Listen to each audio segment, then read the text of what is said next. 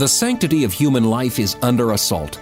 Find out how and what you can do about it in this edition of Life Matters with Brian Johnston, Western Regional Director of the National Right to Life Committee. He has served in many capacities while advocating for innocent lives, as California Commissioner on Aging, as Chairman of the California Pro-Life Council, on the board of the National Legal Center for the Medically Dependent and Disabled. And now here's our host, Brian Johnston. Well, welcome back to Life Matters, your program on the right to life, on what it really is. And you know what it is? It's a statement of political philosophy that undergirds the culture in which you live. That's right, our founders said it clearly in the founding documents that we hold this to be a self-evident truth, that each of us is created by a creator and given this gift of life by a creator. The government didn't give it to you. And yet the government has a specific job under our form of government, and that job is to protect the lives of the innocent. That's under assault. You know that if you listen to this program, and now you see it for real because you have a new administration that is dedicated to removing the right to life from your laws and from your society. So we've been trying to prepare you for this battle, for this moment, and in many ways I think we're ready. But if you're not, you need to gear up. You need to listen to Life Matters more and realize that this is a battle for our culture. It's actually a battle for our civilization. Will innocent lives be protected under the law? I'm so glad that Carol Tobias is going to be joining us. Carol is an old personal friend, and I met Carol in 1987 when she joined the board of the National Right to Life Committee representing North Dakota. No, National Right to Life is a team from across the nation, a team that has other teams in each state. Every state has an affiliate of National Right to Life, diverse people in that state of different backgrounds, but they all agree on one thing, that the purpose of the law is to protect innocent lives. And they're going to make sure that the laws again reflect that. So National Right to Life is made up of informed and committed individuals across the nation. And we invite you to join us. Many of you are members and supporters of National Right to Life and California Pro-Life here in California. But please go to nrlc.org and find out more. Carol came from North Dakota, and in 1997, she became the political director of National Right to Life. She has a lot of experience in this civic battle, and I want to encourage you to listen to her. You can find out more at nrlc.org.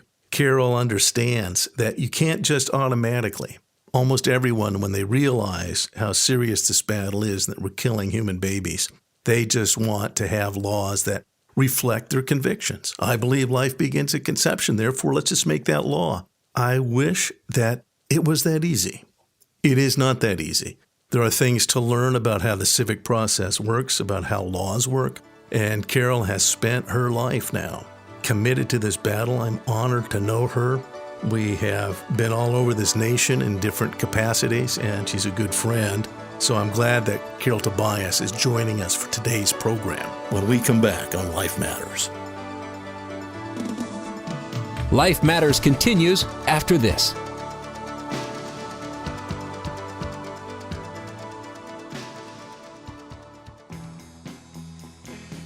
Well, now we have a special opportunity for Life Matters listeners wherever you are. You can be on the air. That's right. If you have a question for Life Matters, we have a special way for you to ask that question. Tell us where you're listening from, speak slowly and clearly, and you can record a message. Go to lifematters.life. That's lifematters.life. Scroll to the bottom of the page, and there you'll see Send a Message to Brian Johnston. Using your computer's microphone, you can record a message, and it'll record clearly. You can't go longer than 90 seconds, but please feel free. If you have a question or a comment, make sure you keep it polite. We do have to edit, and we can't put impolite stuff on the air, but we do want to hear from you. That's lifematters.life. Scroll to the bottom of the page and give us your thoughts.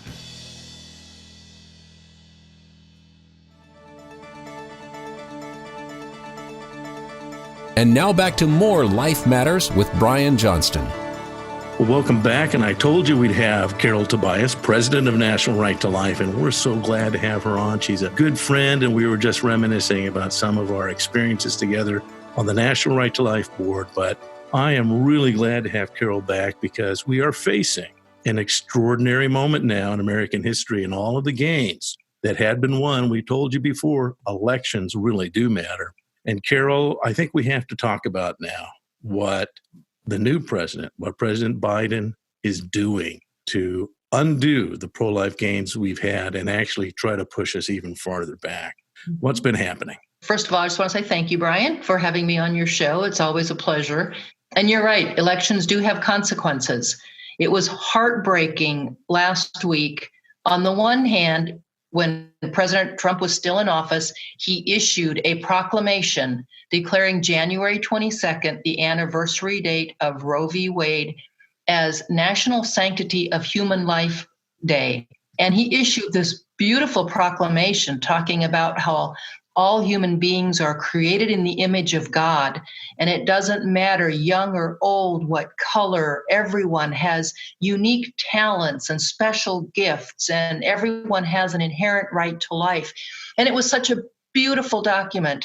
Just a couple of days later, Joe Biden, on January 22nd, on that same day of the anniversary of Roe v. Wade, instead of National Sanctity of Human Life Day, Joe Biden said that his and Kamala Harris's administration is going to do everything they can to codify Roe v. Wade as a national law, meaning that abortion would not be in the hands of state legislatures. Right now, it barely isn't, but some of the states have been able to pass some laws to protect unborn children and their mothers.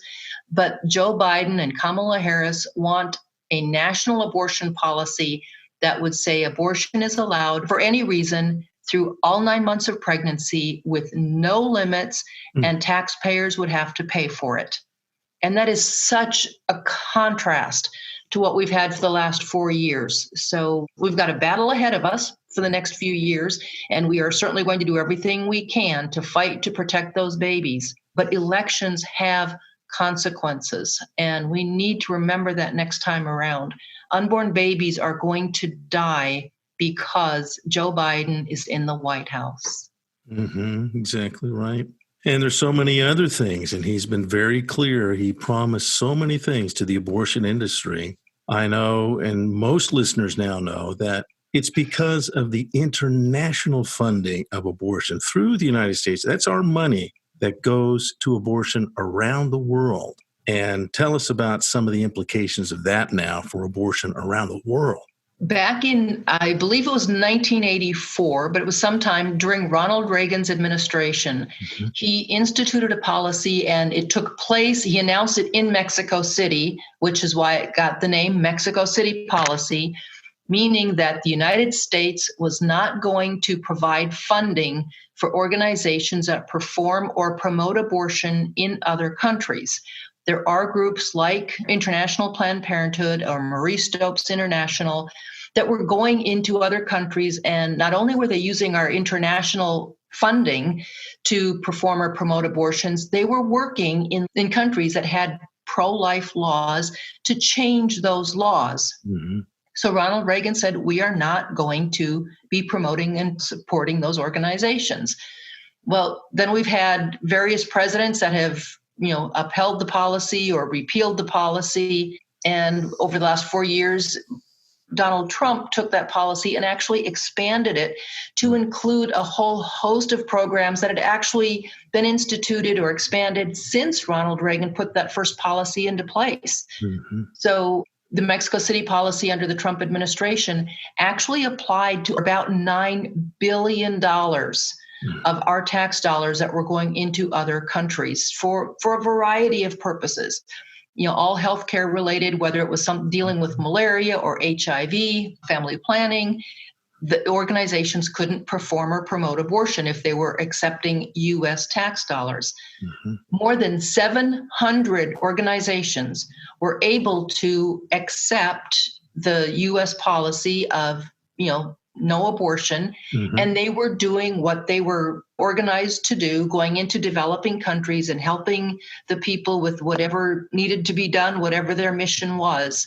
There were only 4 organizations that refused to accept the abortion limits, so they did not get U.S. funding. So our money was still being used and was still going for the purposes that it had been designated for, just not killing unborn children.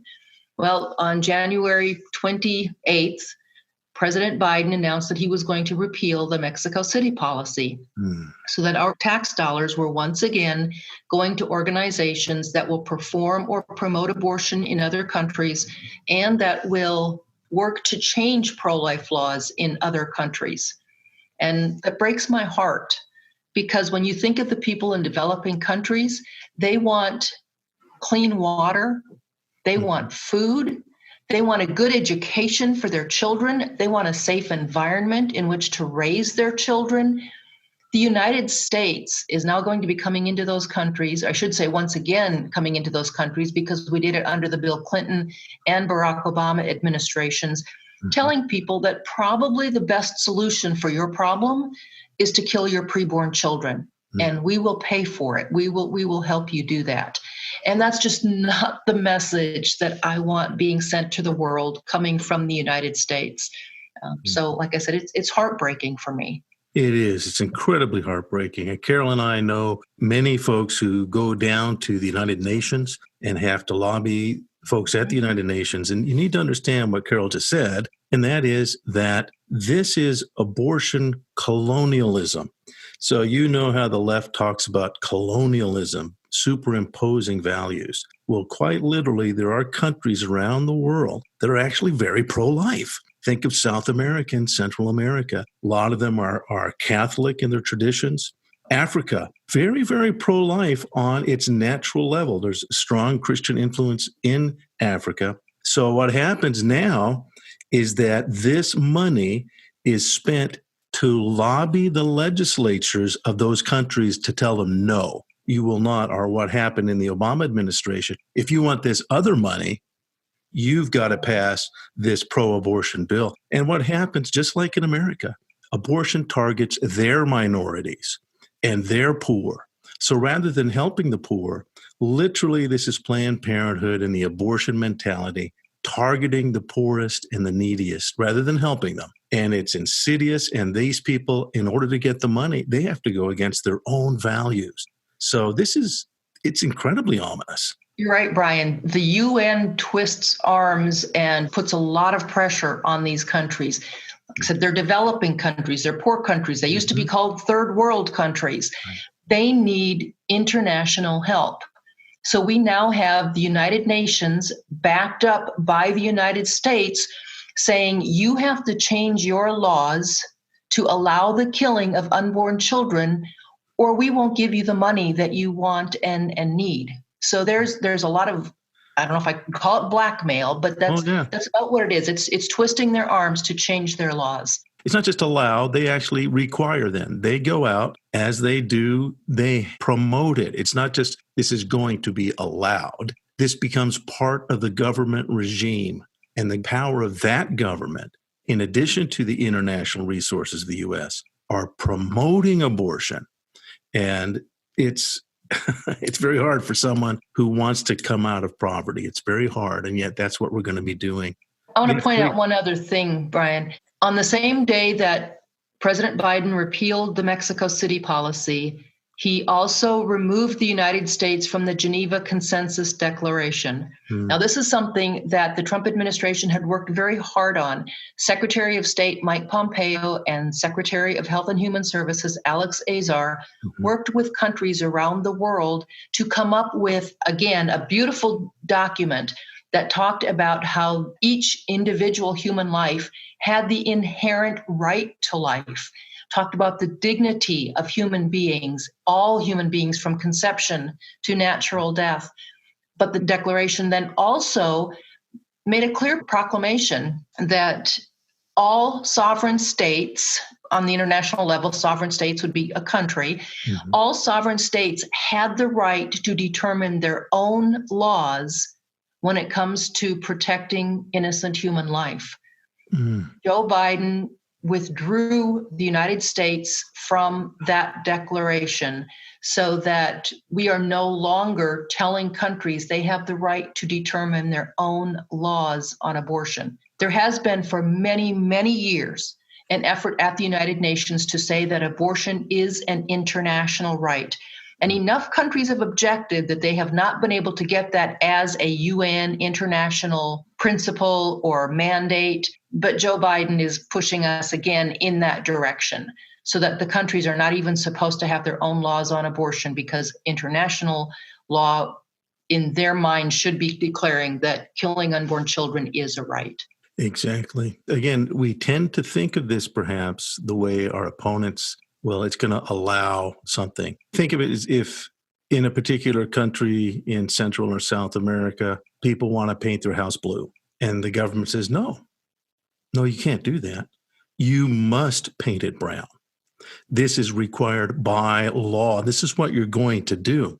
So this isn't really a matter of choice. Again, the way our opponents frame this is that it allows this or it allows choice. What they're doing, and if you heard what Carol just said, they will not be allowed by international dictum. They will not be allowed to protect babies. Abortion will be part of their laws, even though they don't want it. If this isn't ominous, you tell me what is. So this is just the beginning, by the way. There's so many issues now. If the UN is able to declare an international right to abortion, saying that the sovereign states, the countries, cannot have their own laws on abortion, that's going to apply to the United States as well. Mm-hmm. So where we do have many states that are protecting unborn children or trying to place, some limits on abortion, the UN could come in and say the U.S. doesn't have the right to do that, including each of our individual states. It's ominous, and I'm tempted to talk about China at great length here. I won't. Many of you have heard from Stephen Mosher, and many of you know the implications of a statist view of government. But this does not look good. If you're silent on these things, then this is not the time to be silent. Carol, what else has our new president been up to? Well, since you briefly mentioned China, he did again restore funding to the United Nations Population Fund, which has in the past supported China's population control program, which includes forced sterilization and abortion. And he repealed the Title X regulations that had been in place under the Trump administration so that groups like Planned Parenthood here in the United States can once again receive federal funding to promote abortion as a method of family planning in the Title X program. Previously, they had not been able to refer for abortion, or they could not be doing family planning services in the same location where abortions were performed. So now Planned Parenthood will be able to refer women for abortions and say, and by the way, we're doing the abortion, right in the next room. So that's one other way that our tax dollars are going to be going to the nation's largest abortion provider, because they consider abortion to be a method of birth control, a method of family planning. Mm-hmm. Let's talk a little bit about appointments. There's a saying in politics that policy is personnel. And we have seen an incredible raft of new appointments, and they all seem to have one thing in common. They're all pro-abortion, and radically so. Susan Rice, just yesterday, she is now in charge of all domestic public policy. And this is phenomenal. She happened to phrase everything on the basis of race. And then those of you who are following the Black Lives Matter debate know, well, Black Lives Matter doesn't care about Black lives in the womb. And yet they're the very ones that are targeted by Planned Parenthood. There's an incredible hypocrisy, but it's going to have grave implications. Who are some of the other appointments? She's just the first to come to mind, and just a recent one. Well, the one that I think is going to be the most dangerous is California's Attorney General, Xavier Becerra, being appointed as Secretary of Health and Human Services. I sincerely hope that the Senate will reject his nomination, because he is as rabid as they come. Yep. The way he has been going after pregnancy centers, forcing them or telling them that they need to refer women, back to the state so that they, where they can get a tax-funded abortion. Thank goodness the United States Supreme Court stepped in to halt that. But Becerra is rabid when it comes to abortion. He was leading the charge among attorneys general from other states to get the Food and Drug Administration to change their rules during this COVID pandemic so that women do not have to see a doctor before they are prescribed the chemical abortion pill. We know that he went after the Center for Medical Progress and David Daleiden and Sandra Merritt when they were doing their undercover work to expose Planned Parenthood for some of the things they were doing in their abortion facilities. Having Becerra at HHS would be a huge disappointment and a stumbling block for protecting a lot of babies. Yeah, no, he was incredibly oppressive here in California. And basically, he had picked up the mantle from Senator Harris. Before she was in the Senate, she had been Attorney General, and she had led the charge on all of those. And I wish it was funny, but when even President Biden refers to Senator, now Vice President Harris as President Harris, he called his administration the Harris-Biden administration. There's a little bit of reality. And we can opine about how much President Biden really comprehends about the challenges he faces. It's very clear, though, that people around him have a very strong agenda, and no one is worse than Vice President Harris. And this is really, really an ominous situation. So you got to be ready. When action alerts come down, you have to be ready to act. If we don't have congressional members who will speak up loudly, then they're just going to sweep through. It's going to be a maelstrom, and they're just going to come through and get what they want, but someone has to speak up. And there's going to be times now in the next couple of years, we're going to ask you to take action and to make sure that your members of Congress speak up for the innocent. Life Matters continues after this.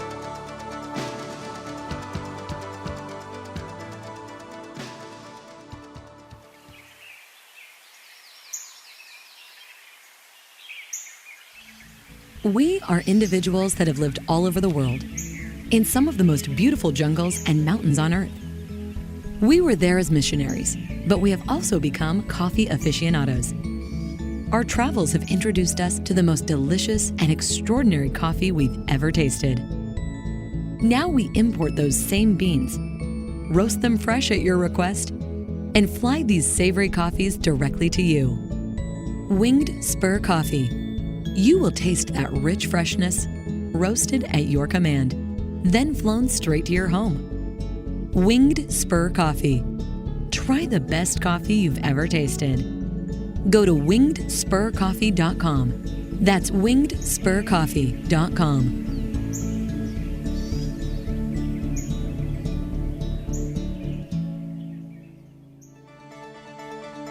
And now back to more Life Matters with Brian Johnston.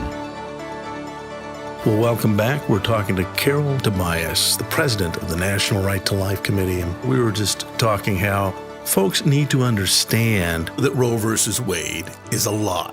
It's a falsehood, and that it's actually Doe versus Bolton that's enforcing right now the abortion regime on our nation, abortion on demand. But that lie is continuing to be spread. People are confused about Roe, and our opponents are seeking to create new laws, and they're calling it Roe, but it's not. You need to be prepared for that. Listen in. And I think one of the things that without getting into too much, what's really clear is that Roe v. Wade is very confusing. And the implementation aspect is actually Doe v. Bolton, because even in Roe, even pro-abortion legislators and lawmakers and judges like Ruth Bader Ginsburg said she hated Roe v. Wade because it didn't grant a woman the right to choose. It granted the doctor the right to choose. And if you read Roe, it's actually empowering physician killing at their direction. They're the ones that determine the health in their mind. And the implications of that is that medical killing is the issue, that the exceptions that we've heard about, that's in Doe v. Bolton. And those exceptions are based on medical killing. So what I look at, and I was just speaking to a common friend of ours, Ingrid Duran, we have to look at where the states are saying they're going to codify Roe in our state. Often they're not codifying Roe because even the pro-aborts, and I'm talking about Lawrence Tribe, legal experts say Roe is a terrible decision because it's so confusing. What they're really codifying is a new abortion on demand mentality, and it goes beyond Roe. believe it or not. So you have to look at Roe and Doe together, and it's really Doe v. Bolton that has brought us the unlimited abortion situation in America, and they use Roe as kind of a front, a distraction. But in fact, this is about medical killing whenever a doctor wants to do it. And these new laws need to be more closely examined. Don't take them on their face. Oh, we're just going to put Roe into law, because most people don't really know what Roe does. Ask any person and they'll tell you, well, I think it's in the first, maybe it's the first 2 trimesters. And I think maybe it does this. The average American does not understand Roe, and the average attorney doesn't. And I've spoken to a lot of attorneys, and they'll be honest and say, Roe doesn't make any sense.